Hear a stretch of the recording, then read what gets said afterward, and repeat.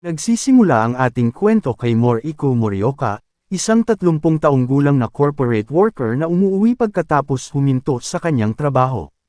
Ngunit ito ngayon ay nagpapahintulot sa kanya na sundin ang kanyang tunay na pagnanasa, ang paglalaro ng MMO bilang isang self-made na NEG.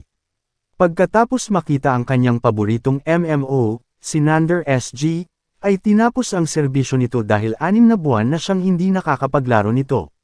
Masayang inaalala niya ang mga alaala nito. Ngunit sayang, nagpasya siyang maghanap ng ibang MMO, at nakahanap siya ng isang pinangalanang Fruits Demer. Na-download, ginawa niyang lalaki ang kanyang karakter na pinangalanang Hayashi at nagsimulang maglaro, kahit na hindi niya malagpasan ang unang pakikipagsapalaran, paulit-ulit na pinapatay ng higanteng daga. Ngunit pagkatapos mabuhay muli sa pangatlong beses, nakilala siya ng isang batang babae na nagngangalang Lily, na napaka-cute. Habang naglalakad, ipinaliwanag ni Hayashi ang kanyang sitwasyon, kaya sinabi ni Lily sa kanya na ang laro ay maaaring maging isang dakot sa simula, ngunit ang tanawin ay maganda, dahil ito ay isang ganap na bagong mundo, na hinahayaan silang makilala ang mga bagong tao, na nagpapasaya sa kanya.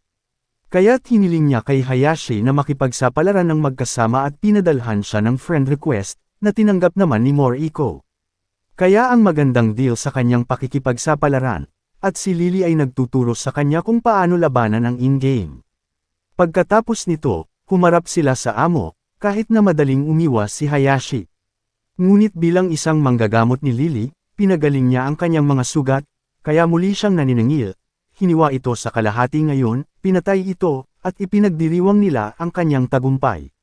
Pagkatapos ay nakatanggap si Hayashi ng isang pilak na espada, at sa pagbukas ng chest ng boss, 1,000 ginto at mga pulse ares na tumutugma sa kay Lily, na nagpasya siyang gamitin para sa kadahilanang iyon. At nagpapasalamat si Moriko kay Lily dahil sobrang saya niya. Pagkalipas ng panahon, nakikipaglaro pa rin si Moriko kay Lily, ngayon ay level 80 na, at nakagawa pa ng bagong PC. Samantala, nakikita nila habang ang laro ay na-update para sa Pasko, na gumagawa ng Moriko na magkaroon ng ideya. Bagamat dahil sa ideyang ito, iniiwasan niya si Lily sa susunod na 2 araw, na nag-iiwan sa kanya ng pag-aalala at kalungkutan.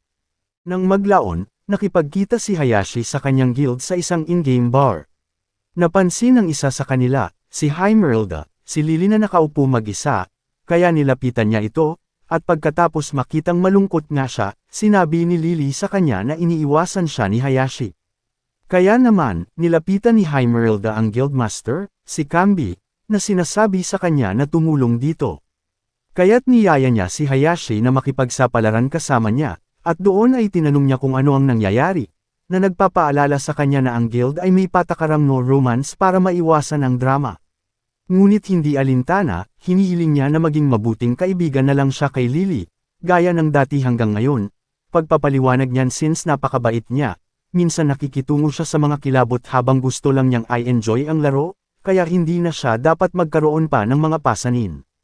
Ngunit inihayag ni Hayashi na iniiwasan niya siya dahil gusto niyang bigyan siya ng isang kristal na rosas bilang regalo sa Pasko bilang isang paraan upang pasalamatan siya. Gustong hanapin ito ng mag-isa, bagaman nakita ni Kambi na ito ay corny. Ngunit pagkatapos, pareho silang nagulat sa isang halimaw, na naniningil sa kanila. Nang maglaon, malungkot pa rin ang pag-upo ni Lily sa isang puno, ngunit sa wakas ay nilapitan siya ni Hayashi. Ngunit pagkatapos ay tinanong niya kung nakaharang ba siya, na nagpaka ba kay Moriko, kahit na sinabi ni Lily na nagbibiro lang siya. At pagkatapos tanungin kung ano ang nagdadala sa kanya dito, tinanong ni Hayashi kung pinapalaya niya ang bisperas ng Pasko, na gustong bigyan siya ng isang bagay sa date na iyon, na tinanggap ni Lily. Pagkaraan ng mga araw sa bisperas ng Pasko, 2 lalaki ang nag-uusap tungkol sa pag-iinom, bagaman tinatanggihan ito ng blonde dahil may mga plano na siya. At samantala, gutom si Moriko, ngunit nang makitang walang laman ang kanyang refrigerator, nagpasya siyang mag-shopping, bagaman kinakabahan siya nang makita ang maraming mag-asawa sa tindahan.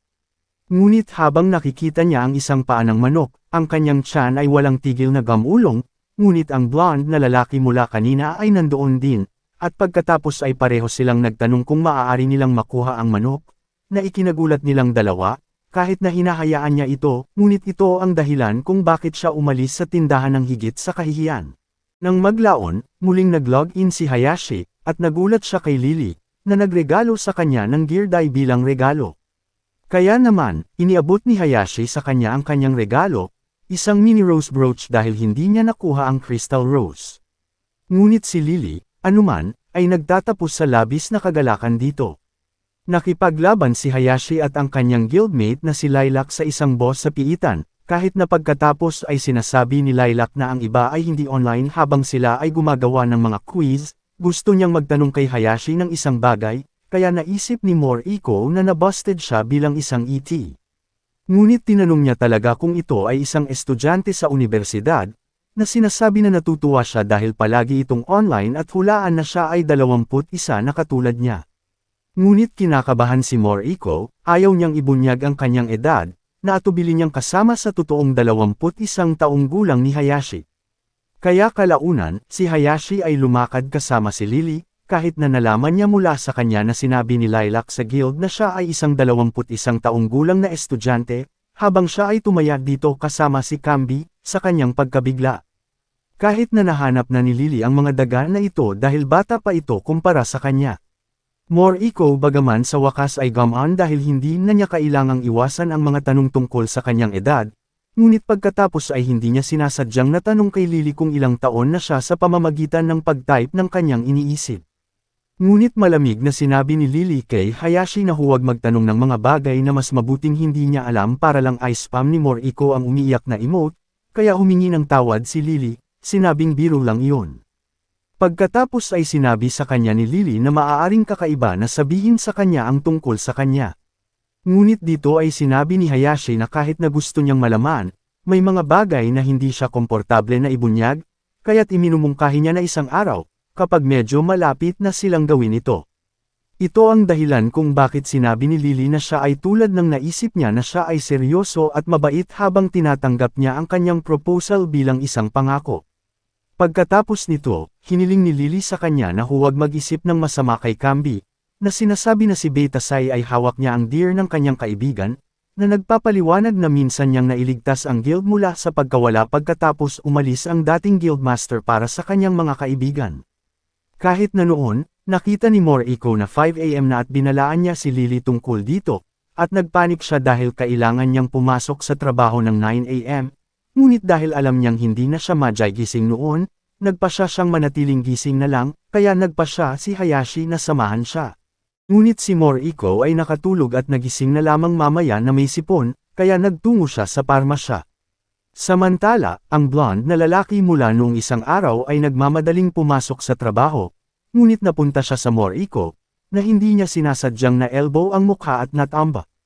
Pagkatapos ay natagpuan ni Moriko ang kanyang sarili sa isang maulap na espasyo at nakahanap ng isang may pakpak na bata, na nagtanong kung siya ay okay, habang siya ay naging isang batang may asul na buhok at sinabi na gusto niyang gawin ang lahat sa trabaho.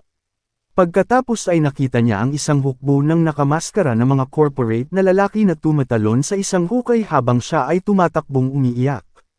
Pagkatapos nito, nagising siya sa isang kama sa ospital, at nakita ang blonde na lalaki na nakaupo sa tabi niya.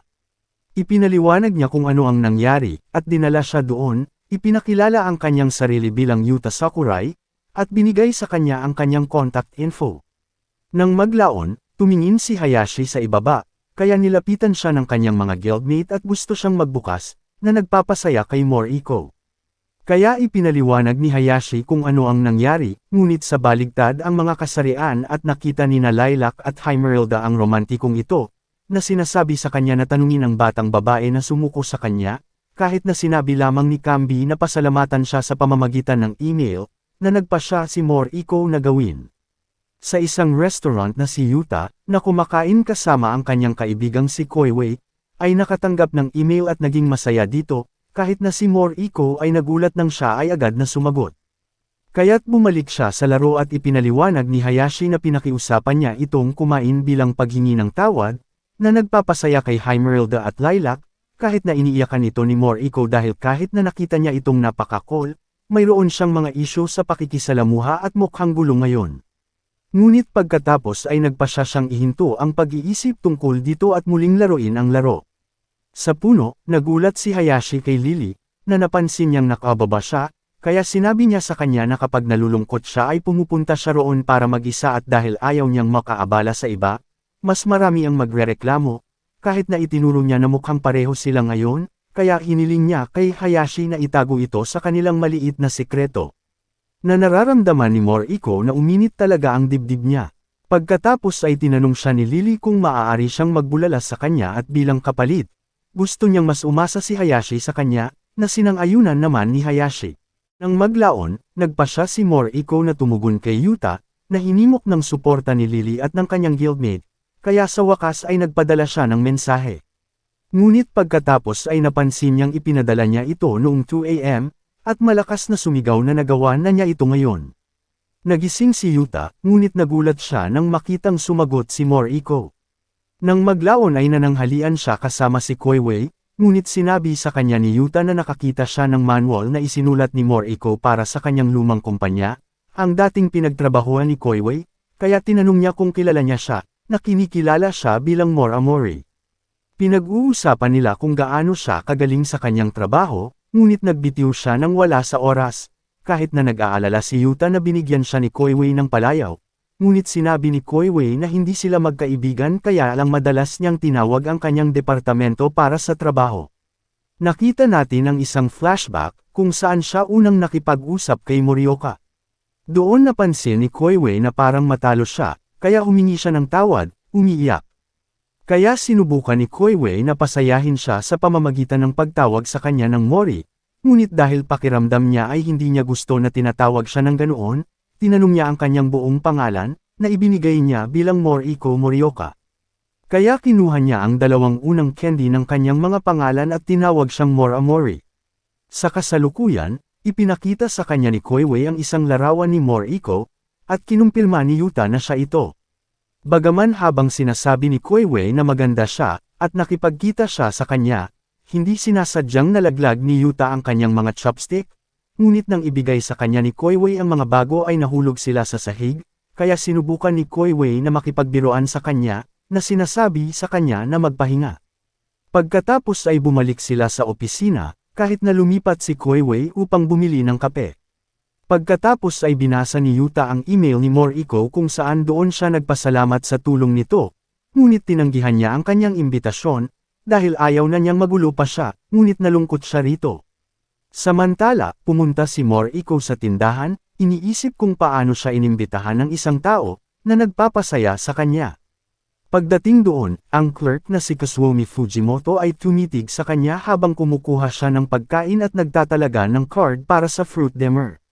Sa counter, napansin niya ang card at sinubukan siyang kausapin, ngunit hindi niya magawa, dahil mas maraming kliyente. Kaya, nagmamadaling umalis si Moriko upang maglaro at mag-log-in pagkarating sa bahay. Pagkatapos ay tumakbo siya sa kanyang guildmate na si Poko Taro, na ginagaya ang pakiramdam ni Hayashi na mas mabuti ngayon mula nang magsalita si Lilac tungkol sa nangyari. Ngunit sinabi niya na nag-aalala lang sila tungkol sa kanya, iniisip na maaaring hindi na siya mag-login. Kahit dito, sinabi ni Hayashi na pakiramdam niya ay ang paglalaro ang kanyang kaligtasan kapag may nasa isip niya. Pagkatapos nito, bigla siyang nakatanggap ng regalo mula kay Lily, na ikinagulat ni Moriko, dahil nakikita natin na ito ay isang talagang mahal na Amerikana. Bagamat ipinaramdam nito sa kanya na may utang siya sa kanya ngayon, ngunit hindi niya alam kung bibilhan siya nito dahil maaaring mayroon na siya nito.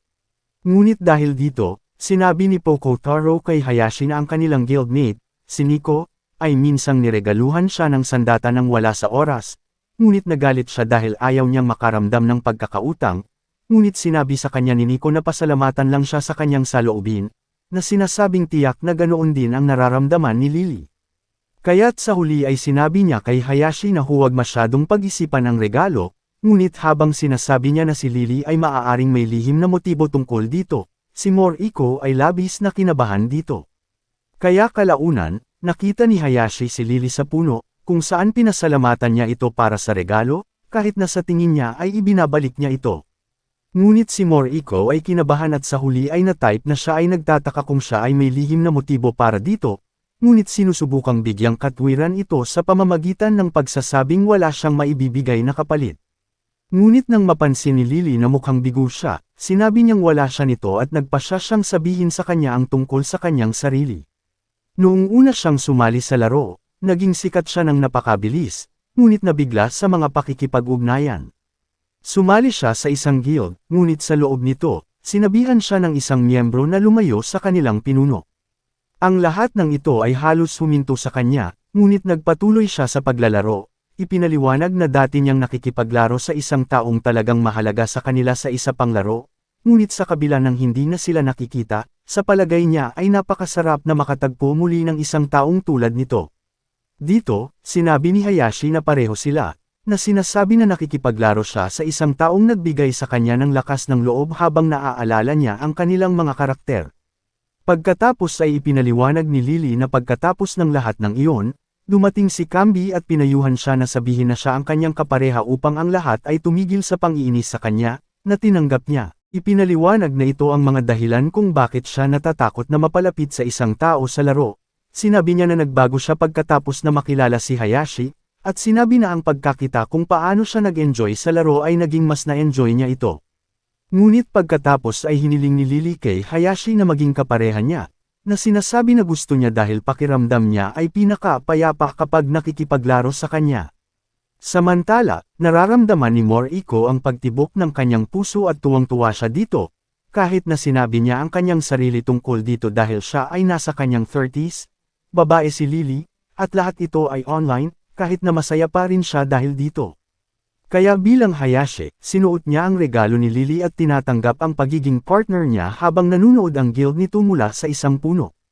At pagkatapos ay nakita natin na ang taong gumaganap bilang Lily ay isang taong may blonde na buhok. Isang kaganapan sa loot box ang nagaganap sa Fruits Demer kaya habang iniisip ni Moriko si Lily at kung gaano siya kasaya, nagpasya siyang magmayabang dito. Kaya mamaya sa tindahan, sinabihan si Fujimoto na mayroong electronic money maintenance hanggang 2 p.m. At sa sandaling iyon, dumating si Moriko na sinusubukang bumili ng points card, ngunit sinasabing nasa maintenance sila ngayon. Nabigo siya, ngunit sinabi ni Fujimoto sa kanya na babalik ito sa loob ng 5 minuto, kaya nagpasya siyang maghintay doon. At pagkatapos ng awkward na katahimikan, kinausap siya ni Fujimoto tungkol sa Dimmer Fruit, na sinasabing nilalaro din niya ang laro, na ikinagulat niya. Ngunit habang nagdadrama siya tungkol sa laro, pinigilan niya ang kanyang sarili, ngunit hiniling ni Moriko sa kanya na magpatuloy, ngunit naantala lamang ng isang taong humihingi ng sigarilyo, kaya nagpasya siyang umuwi na lang, kahit na sinabihan siya ni Fujimoto na bumalik, na ikinagulat niya. Kaya bumalik siya sa bahay, ngunit sabik na nag-aalala tungkol sa nangyari, bagaman naging masaya, dahil iyon ang unang pagkakataon na nakipag-usap siya sa isang tao tungkol sa mga MMO sa totoong buhay. Nang maglaon, mayroon siyang Hayashi, nakipag-usap kay Camby tungkol sa kaganapan habang nilapitan sila ni Lilac, na may suot na mga espesyal na gamit mula sa mga loot box, kahit na nagsimula siyang makipagtalo kay Camby dahil nakita lang niya na gumastos siya ng maraming pera para doon. Pagkatapos ay kumonekta si Pokotoro sa ibabaw ni Lilac na ikinagalit niya. Ngunit pagkatapos ay habang pinag-uusapan nila ang tungkol sa mga premyo, sinabi ni Hayashi na gusto niya ang pinakamataas na premyo para lamang sa lahat na tumingin sa kanya, na sinasabi na ngayon ay pipigilan siya ng greed sensor na makuha ito. Kahit na habang nakaluhod si Hayashi, sinabi nilang biro lang iyon. Dumating si Lily at sinamahan nila si Hayashi na bumili ng mga loot box, kung saan unang nakakuha siya ng 3 healing potion sa kanyang lubos na pagkabigo. At pagkatapos makakuha ng maraming premyo, sa wakas ay nakakuha siya ng 2 unang premyo, habang si Lily ang nakakuha ng buong koleksyon dahil gumastos siya ng malaking pera sa larong ito. Ngunit pagkatapos ay nagsalita si Lilac tungkol sa kulay ng kanyang hitsura, kung saan sinabi ni Camby na ang kanyang kasalukuyang hitsura ay kamukha niya si Lily, at hindi siya sapat na cute para isuot ang lahat ng iyon, na parang mga saksak sa kanya. Kaya sa huli ay binago niya ang kanyang mga lumang damit, ngunit si Heimerilda, sa account ni Pokotaro, dahil kasal na sila at asawa ni Heimerilda, sinisisi si Camby sa pagiging masama sa kanya, kahit na sinabi niya na hindi ito binging, ngunit sa halip ay nasabi na lang niya kung ano ang iniisip niya kapag siya ay nasa paligid niya. Bagamat namumula ang manlalaro ng lilac sa totoong buhay habang iniisip kung paano sinabi sa kanya ni Camby na gusto niya ang karaniwan niyang pananamit. Nang maglaon, sa isang kafe, gusto ni Yuta na makitang muli si Moriko, kahit na tinutokso siya ni Koiwei, na sinasabing umaasa siyang makasalubong siyang muli sa convenience store na parang stalker. Sa gabi, nagpa siya si Koiwei na pumunta sa convenience store na iyon, kahit na napansin ni Fujimoto na kakaiba siya dito. Pagkaraan ng ilang sandali, umalis siya na may dalang mga gamit ngunit nakasalubong niya ang isang batang babae sa labas, na tinulungan niya sa pamamagitan ng paghawak sa pinto habang tinatitigan niya ang kanyang harap, ngunit napagtanto niyang si Moriko iyon. Kaya bumalik siya at tinitigan siya, na ikinagulat niya at pagkatapos ay nakipag-usap sa kanya tungkol sa pagbili ng pagkain habang iniisip ni Fujimoto kung tinatamaan siya. At pagkatapos ay tinanong siya ni Koiwei kung siya si Moriko Morioka, na sinasabing siya si Koiwei, na madalas tumatawag sa kanya sa trabaho, na naaalala niya. Kahit na habang tinatanong niya kung ano ang ginagawa niya, kinakabahan siya at sinabing huminto siya sa kanyang trabaho, na sinabi ni Koiwei na ginawa rin niya ito at nakakuha ng bago. At pagkatapos ay inanyayahan siya ni Koiwei na uminom sa katapusan ng linggo na iyon, ngunit dahil kinakabahan siya at hindi siya umiimik, hindi niya magawang tumanggi. Kaya kinabukasan, nilapitan ni Koiwei si Yuta at ipinakita sa kanya na nakuha niya ang impormasyon sa pakikipag-ugnayan ni Moriko, na sinasabing tinanong niya ito na ikinagulat ni Yuta. Nang maglaon, nangingis na si Lily habang nakatingin sa ibaba, ngunit nilapitan siya ni Hayashi, na gustong makipag-usap sa kanya tungkol sa kung ano ang isang bagay. Ngunit kailangang baligtarin muli ni Moriko ang mga kasarian at ngayon ay nasa puno na. Ipinaliwanag ni Hayashi na noong araw na nagpuyat sila magdamag sa paglalaro, nawalan siya ng malay matapos makabangga ang isang lalaki sa kalye at nagising sa isang ospital na nakaupo ito sa tabi niya at na humihingi ito ng paumanhin sa kanya, ngunit tinanggihan siya dahil sa hindi pagiging magaling sa ganoong bagay. Ngunit ngayon ay pumayag siyang makipag-inuman sa ibang tao na kanyang nasagasaan sa tindahan, ngunit iyon ay isang matandang katrabaho na madalas niyang kausap sa pamamagitan ng telepono. Ngunit dito, naging AFK si Lily nang makita natin na si Lily ay si Yuta, na nabigla, nagtataka kung si Hayashi ay Moriko. Iniisip ni Yuta ang lahat ng sinabi ni Hayashi sa kanya, na pagtantong tumutugma ito sa nangyari sa kanya. Ngunit habang nakikita niyang nataranta si Hayashi dahil sa pagiging AFK ni Lily, sinabi niyang natapon lang siya ng kape, ngunit ayos lang siya. Kung saan nabuhayan ng loob si Hayashi, sinabing malungkot siya kapag hindi na sila makapag-usap. Kung saan sinagot ni Yuta ang Me Too. Kahit na si Yuta ay nagdududa pa rin sa mga pagkakataon sa lahat ng ito. Pagkatapos, sa trabaho, pinag-uusapan ni Koiwei ang tungkol sa pakikipag-date nila ni Moriko, na sinasabi kay Yuta na maaari rin niyang puntahan siya, postahan na marami siyang dapat pag-usapan sa kanya. Ngunit habang iniisip niya sina Lily at Hayashi, sinabi niyang magiging third wheel na lang siya. Nang maglaon, dumating si Moriko sa tindahan, bagamat bumili ng medyas na ngayon para sa kanyang pagsasama-sama, habang iniisip niya kung paano siya nakakarelax sa lahat ng ito sa pakikipag-usap kay Lily, at pagkatapos ay mag-alala pa rin tungkol sa kanyang buong hitsura. Pagkatapos noon, lumapit siya sa counter, ngunit ngayon ay maayos na ipinakilala ni Fujimoto ang kanyang sarili sa kanya, at gayon din si Moriko, na sa una ay kinakabahan, ngunit pagkatapos ay huminahon. Pagkatapos ay pinag-uusapan nila ang tungkol sa mga premyo ng laro, at sinabi ni Fujimoto na maaari niyang bigyan siya ng mga natitirang piraso kung sila ay nasa parehong server. Ngunit habang iniisip niyang kakaiba ang kanyang paglalaro bilang isang lalaki, nagpasya siyang sabihin sa kanya na naglalaro siya sa server ng Comer, ngunit sinabi ni Fujimoto na naglalaro din siya doon, na inihayag sa kanya ang pangalan ng kanyang karakter. Ngunit nabigla ito sa Moriko.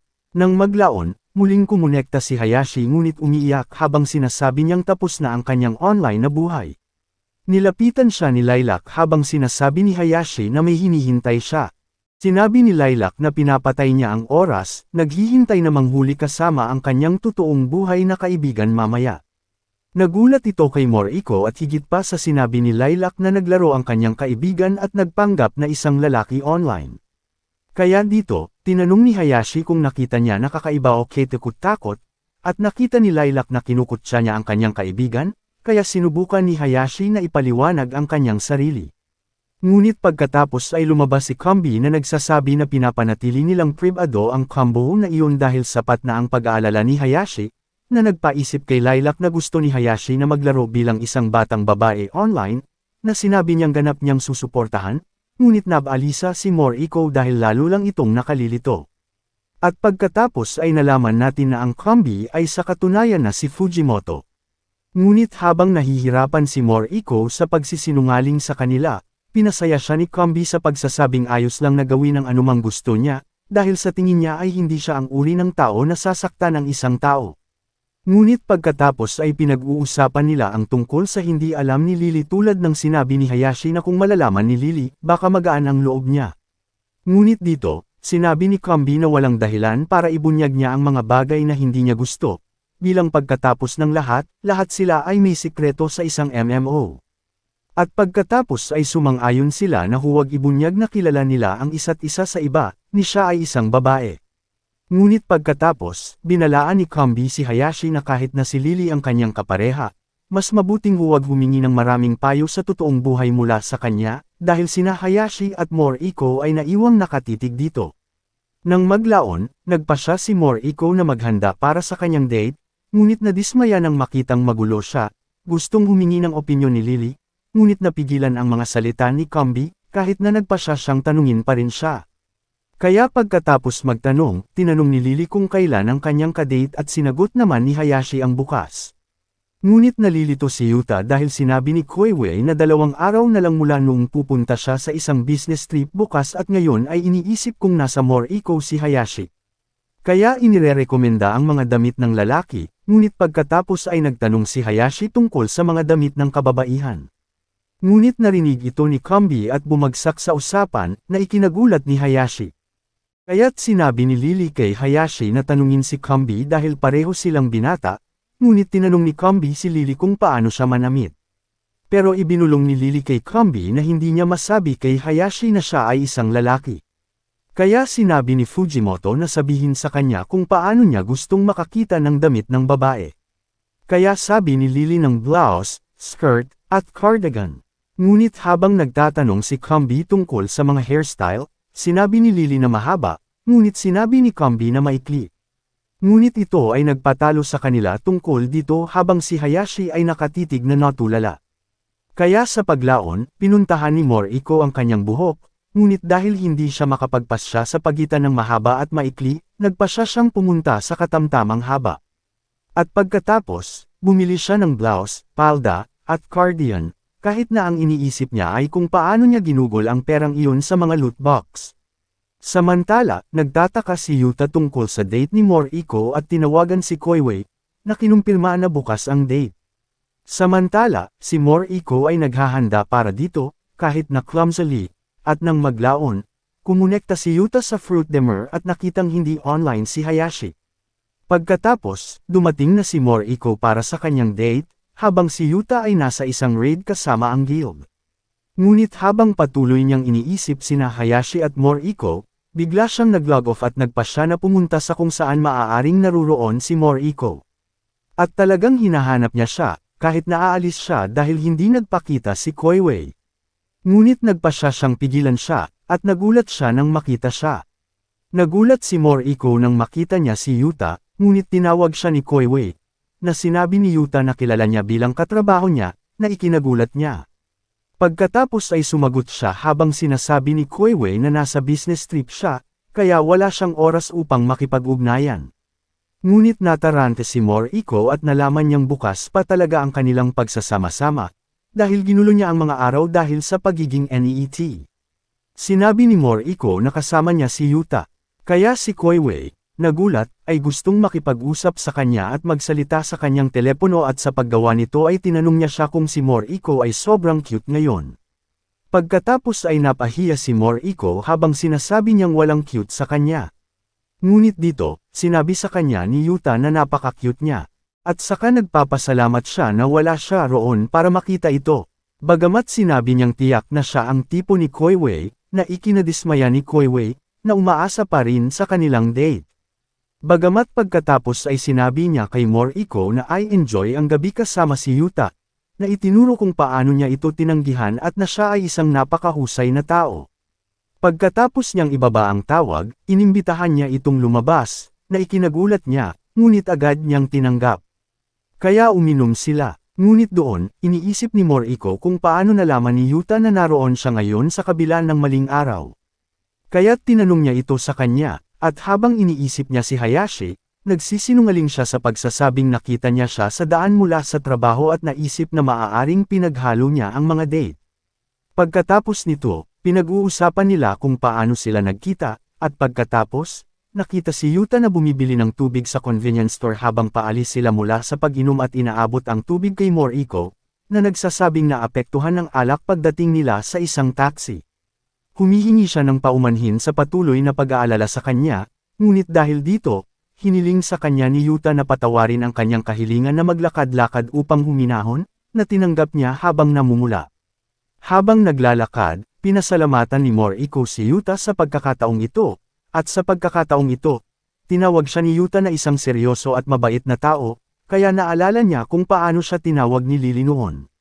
Ngunit pagkatapos, sinabi ni Moriko na kung ang lugar kung saan siya nagtrabaho ay may mga tao tulad nila ni Koiwei, marahil ay mas nasiyahan siya sa kanyang trabaho. Dito, sinabi ni Yuta na ginugugol lamang ni Koiwei ang kanyang oras sa panunukso sa mga tao, ngunit siya ay isang mabuting kaibigan. Dahil dito, inaabangan ni Moriko ang bukas, bagaman sinasabi na ang lahat ng ito ay nagbigay din sa kanya ng pagkakataong makausap si Yuta, na sinasabing masaya siyang kasama nito. Dahil dito, sinabi ni Yuta na ganoon din ang nararamdaman niya at binabati niya ang magandang kapalaran bukas, habang ibinababo niya ang kanyang tahanan. Nang maglaon, tinawagan ni Yuta si Koiwei, sinabi sa kanya na nakapagdesisyon na siya, sinabi na hindi niya sila sasamahan bukas. Kinabukasan, nag-alala si Lily dahil hindi na kumonekta si Hayashi habang iniisip ni Yuta kung hindi na ba niya makikita si Moriko. Samantala, dumating si Koiwei sa kanyang pagsasama-sama kasama si Moriko. Habang naglalakad, kinakabahan siya ngunit naging mahinahon sa pamamagitan ng pag-alala kagabi kasama si Yuta. Kahit na noon, tinutokso siya ni Koiwei sa pagyaya kay Yuta na lumabas, sa kanyang sama ng loob. Pagkaraan, dumating sila sa isang restaurant, ngunit habang pinag-uusapan nila kung paano siya natagpuan ni Yuta, sinabi ni Koiwei na ito ay dahil sa kapangyarihan ng pag-ibig, at tiyak na nakikita siya ni Yuta bilang isang mabuting babae, kahit na sinusubukan niyang sabihin iyon. Pagkatapos noon, nag-uusap sila tungkol sa kung gaano kahusay si Yuta sa mga laro, na ikinagulat niya, at pagkatapos ay nagsalita siya tungkol sa mga fruit demer na nagsasabi na ang pinakamalaking dahilan na gusto niya ay dahil nakakausap siya at nakakakilala ng mga estranghero, at pagkatapos ay nakikipaglaro bilang mga kaibigan, kahit na sinasabi na tinulungan nila siya para sa kanilang pagsasama-sama. Dahil dito, sinabi sa kanya ni Koiwei na maganda siya, at mas masigla siya kaysa sa kung paano siya tumunog sa telepono. Ngunit pagkatapos ay tumungo siya sa banyo, at habang iniisip ni Moriko na magalang lang siya sa kanyang mga salita, nakita niyang nahihilo ang menu at nahimite habang hawak ito, bagaman nakangiti. Samantala, si Yuta ay hindi makapag-focus sa laro, at pagkatapos ay nakatanggap siya ng isang larawan mula kay Koiwei ng Moriko na natutulog, bagaman, kung saan sinabi niya na siya ay ganap na walang pagtatanggol at nakul kung dadalhin niya siya sa bahay. Kaya't si Yuta ay mabilis na nag-log off at nagmamadaling pumunta sa bahay ni Koiwei, kahit na sinabi niya na ito ay isang kalokohan lamang at ibinaba niya ito sa bahay. Kahit na sinubukan ni Yuta na kumilos na parang wala siyang pakialam kung ano ang mangyayari sa pagitan nila, itinuro ni Koiwei na tumakbo siya rito at pagkatapos ay itinanong niya kung paano niya nahanap si Moriko kahapon, na sinasabi na hindi siya pumupunta doon sa kanyang pag-uwi. Ngunit sa pag-iisip sa kanilang mga pagtatagpo, sinabi niya na ito ay isang malaking pagkakataon lamang. Kaya ipinagkibit balikat ito ni Koiwei at pinaalis si Yuta. Samantala, umuwi si Moriko at iniisip kung paano siya nilapitan ng dalawang lalaki. Bagamat habang naglalog-in siya sa Fruits Demer, naiisip lang niya kung paanong wala ng higit na nakadarama sa kanya sa tahanan kaysa sa isang MMO. At sa sandaling iyon, ikinonekta ni Lily kung sino ang nagtanong kay Hayashi kung masaya ba siyang umiinom. Sabi niya oo, gaya ng sinabi ni Yuta na natutuwa siya sa totoong buhay. Si Yuta, pagkatapos na maghinala sa kanya si Kambi pagkatapos ng biglaang pag-looting off, At ngayon ay wala ng lakas ng loob na makita si Hayashi at marinig siyang magsalita tungkol sa kanyang sarili sa Koiwei, ay nawala ng motibasyon na maglaro ng Fruits Demer. Iniisip ni Yuta kung paano siya naging masaya kasama si Hayashi, ngunit pagkatapos niyang bigyan ng regalo si Lily, tila inilaan niya ang kanyang sarili sa kanya, kaya gusto ni Lily na gawin din ito. Bagamat alam ni Yuta na masyado siyang nakikisali at sinabi niya na maaari siyang manatili sa ganoong paraan magpakailanman kung hindi niya nalaman, ngunit habang mas nalaman niya ang tungkol kay Hayashi at Moriko, mas naramdaman niyang ang kanyang marahil ay naging isang dapat, at ngayon ay nami-miss niya silang dalawa. Kaya nagpa siya siyang mag-log-in at sinalubong siya nina Lilac, Heimerilda, at Hayashi. Sinabi niya na gusto niyang dumaan sa kanyang mga damit at pagkatapos makita na silang lahat, kasama na si Hayashi, ay gustong makita siyang gawin iyon. Si Yuta ay namula habang si Lily ay tuwang-tuwa na sinabi na matutuwa siyang ipakita sa kanila. Kaya ipinakita ni Lily ang mga ito at sa gabi, kasama niya si Hayashi sa paglalakad, kahit na si Yuta ay kinakabahan at balisa ngayon, sa kabila ng pagsasabing nakapagdesisyon na siya. Ngayon sa puno, pinasasalamatan ni Hayashi si Lily para sa payo noong isang araw, kahit na sinabi niya na nag-ulo siya ng dumating isang araw ng mas maaga, ngunit nakilala niya ang babaeng nanakit muli sa kanya bilang isang pagkakataon. Habang isinasalaysay ni Hayashi ang kanilang pagsasama-sama, iniisip ni Yuta kung paanong hindi na siya muling makikipagkita kay Moriko, at magpapatuloy lang siya sa pag-arte bilang Lily hanggang ngayon. Ngunit pagkatapos, tinawag ni Hayashi ang babae na isang maalalahanin, kahangahangang tao, na ikinagulat ni Yuta, na sinabi na salamat sa kanya, na ibigay niya ito sa kanya sa susunod na araw, na sinasabi na ipinaalala niya sa kanya si Lily mismo. Dahil dito, nag-iisip si Yuta kung alam ba niyang siya si Lily, ngunit naisip niya iyon, kahit alam niyang hindi siya dapat nakikinig sa kanyang pagsasalita bilang Yuta, hindi niya maiwasang matuwa. Pagkatapos, nakita natin si Koiwei, na nagda-download ng Fruits Demer at tumawag kay Moriko para sa tulong tungkol dito, kahit na nadismaya siya dahil lalaki ang karakter niya at ayaw niyang malaman niya iyon. Ngunit pagkatapos ay nagpasya siyang lumikha ng isang bagong karakter, ibang babae sa pagkakataong ito, upang makipaglaro kay Koiwei. At nagpasya siyang ipamuka sa kanya ang dati niyang karakter mula sa Monfer SG. Kaya kumonekta siya, ngunit kasabay nito, napansin ng kanyang guildmate na si Nico ang isang kakaibang karakter sa plaza, kaya tinawag niya si Kombi. Si Koiwei naman ay nag-text kay Moriko na nasa plaza siya at Harumi ang pangalan niya at babae ang karakter niya. Kaya't nahanap niya siya at nakita na si Koiwei ang nagdisenyo kay Harumi bilang isang napakamaskuladong babae. Ngunit pagkatapos, napansin ni Moriko si Kombi at Nico doon, kahit na hindi nila siya nakikilala habang ang huli ay nakikipag-usap kay Harumi, dahil hindi niya alam kung paano gamitin ang pribadong chat, habang pinagtatawanan ni Koiwei. Ngunit pagkatapos, nakisalamuha si Harumi kina Nico at Kombi, sa sama ng loob ni Moriko, bagamat nagpasya siyang makipag-usap din sa kanila upang maglaro ng maayos. Mamaya sa gabi, umuwi si Yuta mula sa trabaho at nakakita ng email mula kay Koiwei, na nagsabi sa kanya na naglalaro siya ng Fruits Demer kasama si Moriko, na ikinagulat niya. Nagseselos siya sa una, ngunit pagkatapos ay nakita niya ang isang larawan ng karakter ni Moriko. Ngunit nang makita iyon, napagtanto niyang matagal na niyang nakikita at kilala ang karakter na iyon. Kaya tinawag niya si Koiwei, at nag-AFK siya, ngunit sa pagbalik, nakita niya ang isang grupo ng mga pagkain sa paligid niya na inilagay ni Nico. Samantala, bigo si Yuta dahil nagpasya siyang huwag makisali kay Moriko, at sapat na iyon sa pakikasama sa kanya bilang Lily, at iniisip na kapag tumingin siya sa isang MMO ay isang lugar kung saan maaari siyang maging ibang tao. O kaya naisip niya, habang naaalala niya ang huling MMO na nilaro niya at ang kanyang napakalapit na kaibigan mula roon, na nagsabi na gusto niyang umalis sa kanyang trabaho dahil siya, ngayon, ay nagsasabi na hindi niya maiwasang mapaalalahanan siya. At na kahit na alam niyang walang paraan na ito ay totoo, gusto niyang mangarap lamang ng kaunti habang lumilikha siya ng isang bagong karakter para sa Fruit Demer at sinabi ni Harumi sa iba pang kasama ang kanyang kaibigan bilang Moriko, nagulat, nagtataka kung si Yuta iyon. Sinasalamin ni Yuta ang kanyang dating kaibigan na nagsasabing medyo mabigat ang loob niya kapag iniisip siya at nakilala niya ito noong bata pa siya at hindi gaanong masaya. Noon, namatay ang kanyang mga adoptive parents na inaalala kung paano siya dumanas ng bullying dahil sa kanyang matatandang adoptive parents na mahal niya. Ilang buwan pagkatapos nilang lumipas, nagpasya siyang ibigay ang kanyang tahanan, dahil sa hindi niya mapanatili ito at dahil nakaramdam siya ng kalungkutan doon ngayon.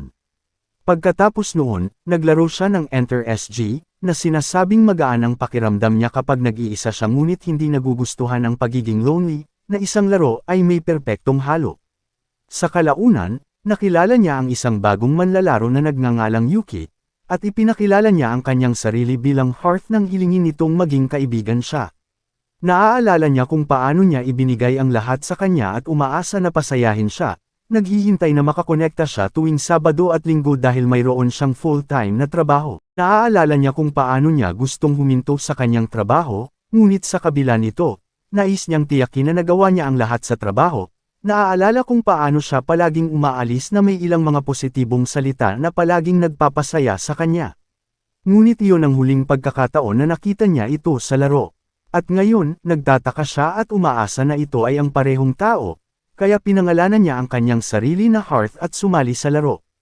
Ang kanyang pelikula ay nagsasabi sa kanyang mga kaibigan ang kanyang mga kaibigan online ngayon at siya ay dumating, na nagpapakita ng kanyang sarili bilang Hearth.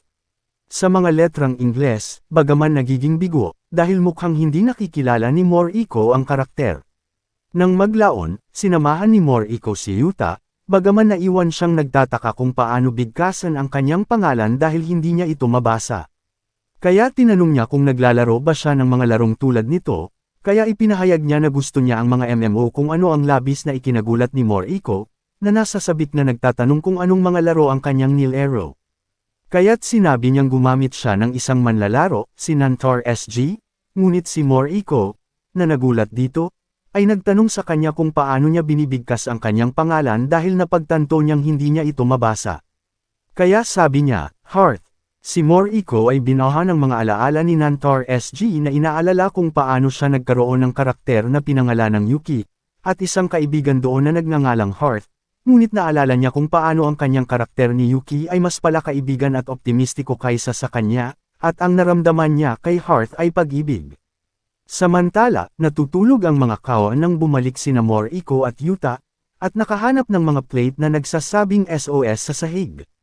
Pinasasalamatan sila ni Yuta sa kanilang tulong at si Moriko, sa kakayahang gumugol ng oras sa kanya ng ganito at nag-log off, ngunit sakto nang may gustong itanong sa kanya si Moriko. Habang naaalala niya kung paanong isang estudyante ang kanyang Hearth noon, at naang makita siya tuwing katapusan ng linggo ay naging lihim niyang kasiyahan, siya ay kinakabahan, iniisip kung ang Hearth na iyon ay si Yuta. Kaya nagpasya siyang tawagan siya. Nagulat na kinuha niya ito, at nagpatuloy siya at nagtanong kung kilala niya ang isang karakter na nagngangalang Yuki sa Nantor SG, na sinabi niyang ginawa niya, at sinundan, matagal na, Yuki. Ikinagulat nito si Moriko dahil sinabi niyang natuwa siya sa kanya, na iyon ang dahilan kung bakit siya naglalaro ngayon ng mga MMO, at na masaya siya na muli silang makapaglaro ng magkasama. Napahawak si Yuta sa kanyang dibdib dito, at nagpa siya na kailangan niyang sabihin sa kanya na siya si Lily, ngunit pagkatapos, habang nasa sabik pa rin si Moriko, sinabi ni Yuta na mahalaga rin sa kanya ang mga araw na iyon.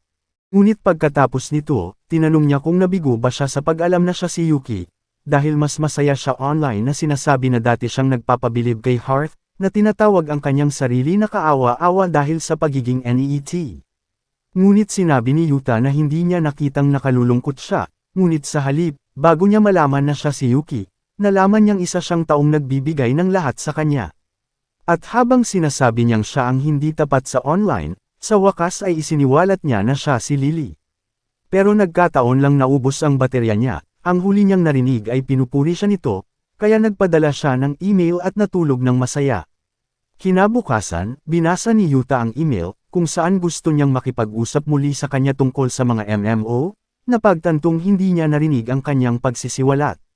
Sa gabi, siya ay bumalik sa bahay, ngunit tumakbo sa Moriko. Ngunit habang sinasabi niyang iniisip niya kung gaano siya kasaya na makita siya, nahihiya siya, dahil mukhang magulo siya ngayon, sa ibabaw ng kanyang tiyan na kumikalam. Kaya nag-imbita siya ng pastry at pumunta sila sa park, habang sinusuot din niya ang kanyang jacket at scarf. Naaalala niya kung paano sila unang nagkita, ngunit habang iniisip ni Moriko na nakikita lang niya ang masamang panig nito, sinabi niyang seryoso at mabait ang tingin niya rito. Dito, sinabi ni Moriko kung paano siya at ang isang online na babae na nagngangalang Lily lang ang tumawag sa kanya ng ganoong nagsasabing palagi siyang masaya kapag nag-uusap sila, at marami siyang naaalala sa kanya. Kaya nagmumungkahi siyang makipaglaro sa kanya at kay Lily. Ngunit sinabi ni Yuta na magiging imposible ito. Ngunit inihayag niya na ito ay dahil siya si Lily. Nakita si Moriko na naliligo, ngunit sa apartment ni Yuta ay nagtataka kung paano siya napunta sa ganitong sitwasyon. Pagkatapos ay binalikan natin ang nauna, habang isiniwalat ni Yuta na siya si Lily. Nalabis na nalilito si Moriko dito, dahil pareho siyang apuyan at Lily, ngunit nagtataka kung paano niya nalaman na siya si Hayashi. Sinubukan ni Yuta na ipaliwanag na hindi niya sinasadya ang anumang pinsala, kahit na pinoproseso pa rin ni Moriko ang lahat ng ito, ngunit pagkatapos ay tinanong niya kung kailan niya nalaman na siya si Hayashi at ipinaliwanag na nagtaka siya noong una at pagkatapos ay nalaman ito pagkatapos niyang makita siya noong gabing iyon. Habang humihingi ito ng tawad, iniisip niya kung sinugod niya ito tulad ng ginawa nito para sa kanya, bagaman napagtanto niya na hindi siya magkakaroon at natatakot na masira ang kanilang relasyon. Pagkatapos ay sinabi sa kanya ni Yuta na lagi siyang masaya kapag nag-log-in si Hayashi, dahil palagi siyang komportableng makipaglaro sa kanya. Ngunit pagkatapos ay pinasalamatan niya ito para sa lahat ng ginawa nito para sa kanya at sinabi na iiwan niya si Fruitdemer dahil sa tingin niya ay ginagawa niya ang mga bagay na awkward ngayon. Ngunit sinabi ni Moriko na hindi iyon totoo, at sa kabila ng kahihiyan dahil sa lahat ng itinatanong niya kay Lily, nagpapasalamat pa rin siya sa pag-aalaga nito sa kanya at bahagyang sinisisi ito sa kanyang paglalaro bilang isang lalaki. Ngunit dahil dito, paulit-ulit silang humihingi ng tawad sa parehong oras. Kaya't sinabi sa kanya ni Moriko na hindi niya kailangang mawala at naalala na hindi niya ito hiniling sa kanya, ngunit sa halip ay si Hayashi na maging kapareha ni Lily. Kaya't sinabi niya na gusto rin niya para sa kanila, kaya maging mabuting kaibigan sa online. Natuwa si Yuta dito, at pagkatapos ay ibinaba niya siya malapit sa kanyang tahanan. Bagamat bumalik si Moriko at hiniling sa kanya na tulungan siya sa laro mamaya, na pumayag siyang gawin. Kahit nasa daan pabalik na iwan siyang malungkot dahil sabi ni Moriko gusto niya lang makipagkaibigan. Nang sumunod na mga araw ay hindi na nag-login si Yuta, kaya nag-iisip si Moriko kung bakit ngunit ayaw niyang mag-email ng higit pang tawag sa kanya at nahirapan siya. At kahit na nag-e-enjoy pa rin siya sa laro, nakakaramdam siya ng kalungkutan habang ang kanyang partido ay inaatake ng isang boss. Pagkatapos noon, nagalit si Kombi kay Hayashi, ngunit nalaman nilang nababagabag na naman siya dahil iniisip nila na dahil ito kay Lily, kaya sinabihan nila siyang kausapin siya kung gusto niya, na sa tingin ni Moriko ay mabait ngunit hindi. Samantala, nilunod ni Yuta ang kanyang kalungkutan sa alkohol kasama si Koiwei, ngunit dahil gusto niyang malaman kung ano ang bumabagabag sa kanya, sinabi ni Yuta na siya ay tinanggihan na ikinagulat ni Koiwei, at samantala, si Moriko ay nagising ng isang abiso na nagtataka kung si Yuta iyon. Kahit na si Koiwei lamang ang humihiling sa kanya na magkita bukas, na nagsasabing gusto niyang makipag-usap. Sa umaga, nagising si Yuta sa bahay kahit na hindi niya matindaan ang anumang bagay na nakalipas na uminom kasama si Koiwei, ngunit pagkatapos ay nakahanap siya ng isang sulat mula sa kanya kung saan hinihiling niya sa kanya na magkita sa parke. Samantala, naghihintay doon si Moriko para kay Koiwei, habang tinawag ni Yuta si Koiwei, na nagpapaliwanag na binuhat niya siya pauwi ngunit may sinabi siya na karaniwang hindi niya gagawin, ngunit ito ay isang sekreto at sinabihan siyang magtungo sa parke.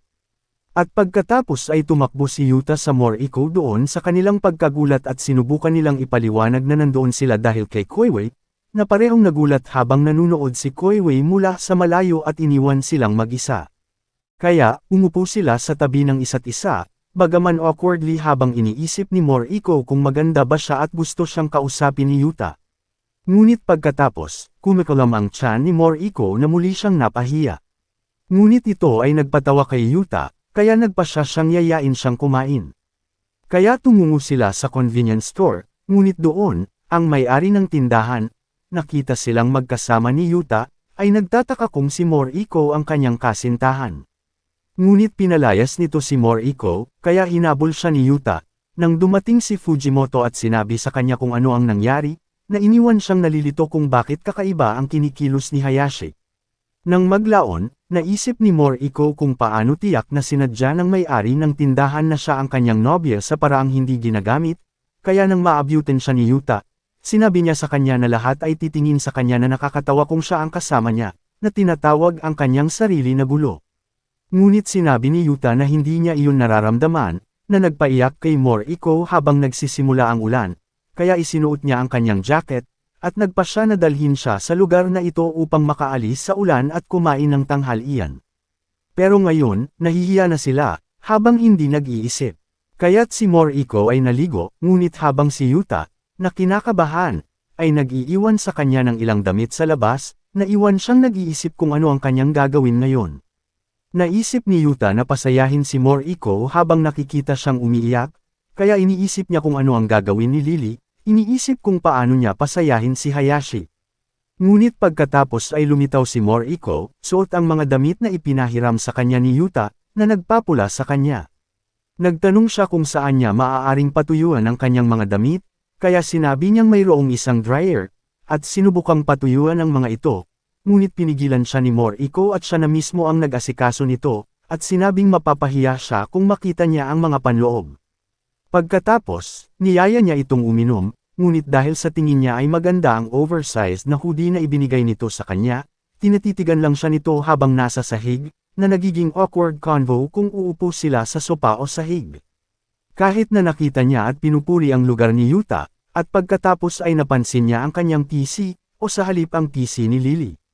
Ngunit pagkatapos ay nahihiya siya sa pagsasabi nito, dahil sinabi niya ang mga pinaka-nakakahiya na bagay kina Lily at Hearth, ngunit sinabi niya na napahiya siya at naaantig na iniisip ang lahat ng sinabi nito sa kanya mula sa computer na iyon. Nang makitang naguguluhan siya, nagpa siya siyang ipakita sa kanya ang kanyang computer, ngunit dahil hindi niya mahanap ang fruits demer, ipinakita niya ito sa kanya, sa pamamagitan ng paghawak sa mouse sa kanyang kamay kahit na mabilis itong humingi ng paumanhin para dito. At pagkatapos ay nag-login siya bilang Lily, habang siya ay namamangha dito. Bagamat habang nakikita niyang malapit sa kanya si Yuta, sinabi niya sa kanyang sarili na manatiling kalmado. Ngunit hindi niya magawa, dahil ang puso niya ay tumitibok. Kaya't tinanong niya kung may nakilala na ba siya mula sa larong na nagtataka kung kilala niya si Fujimoto, ngunit sinabi niyang hindi pa niya nakilala. Ngunit pagkatapos ay hindi niya sinasadyang ilagay ang kanyang baba sa kanyang ulo, at siya ay humingi ng paumanhin muli ng mabilis, kahit na pagkatapos ay nagkatitigan sila. Ngunit nang may sasabihin sila, kumikulom ang tiyan ni Moriko, kaya nagpa siya siyang gumawa ng pagkain, ngunit pagkatapos ay nagpa siya si Moriko na tulungan siya dito. Pagkatapos ay nagtatapos sila sa paggawa ng pansit, na sa tingin niya ay masarap, bagamat nauwi sa problema dahil nilamon lang niya ang lahat ng iyon. Pagkatapos noon, nagpa siya siyang tulungan siyang maglinis, at humingi ng paumanhin sa nangyari kanina sa tindahan. Ngunit dahil dito, sinabi ni Yuta sa kanya na kahit madalas niyang ibinababo ang sarili, hindi niya ito nakikita sa ganoong paraan, at sigurado siyang lahat ng tao sa paligid niya ay mataas, at masasabi niya, bilang kapwa Lily at Yuta, na napakasaya niya na nakilala niya ito. Ngunit nagsimulang umiyak si Moriko dito, kaya pinunasan niya ang kanyang mga luha gamit ang kanyang manggas, habang humihingi siya ng tawad, na sinasabing hindi niya sinasadyang umiyak. Iniisip niya kung paano, kahit nakakatuwa ang mga MMO, na guilty siya sa lahat pagkatapos niyang iwanan ang kanyang trabaho at maging kahit anong. Pero iyon, tulad ng sinabi ni Yuta sa kanya na masaya siyang nakilala niya, ramdam niya ang paninikip ng dibdib niya, puno ng maraming emosyon na hindi niya maipaliwanag at hindi niya mapigilan ang mga luhang tumulo. Ngunit nasigurado siya sa isang bagay, ang mga salita ni Yuta ang nagpasaya sa kanya.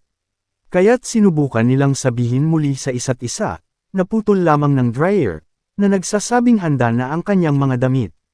Kaya't pagkatapos nito, umalis si Moriko, na sinasabing napakasaya niya. Ngunit pagkatapos ay lumabas si Yuta at sinabi sa kanya na ihahatid niya siya pauwi. Pagkatapos, dumating sila at nagpaalam sila sa isa't isa. Ngunit pagkatapos ay sinubukan ni Yuta na sabihin na sina Lily at Hayashi ay sinusundan yun sa parehong paraan na gusto niyang makilala niya si Lee, ngunit habang ang ilang mga bata ay nag-ingay sa sandaling iyon, nasundan niya iyon. Gusto niya ng panibagong araw tulad ngayon, Hearthman, Lily, o Yuta, sa laro o anupaman, na masayang sinang-ayunan ni Moriko, dahil nakita nilang dalawa na may nabuong bahaghari. Pagkatapos, muling naglaro si Yuta ng Fruit Demer kasama si Hayashi habang nakikita nating binababa nila ang isang boss sa kanilang pagkakasala, at sina Hayashi at Lily ay masayang nakikipag-ugnayan muli sa isa't isa, dahil si Fujimoto ay hindi pa rin clueless sa nangyari.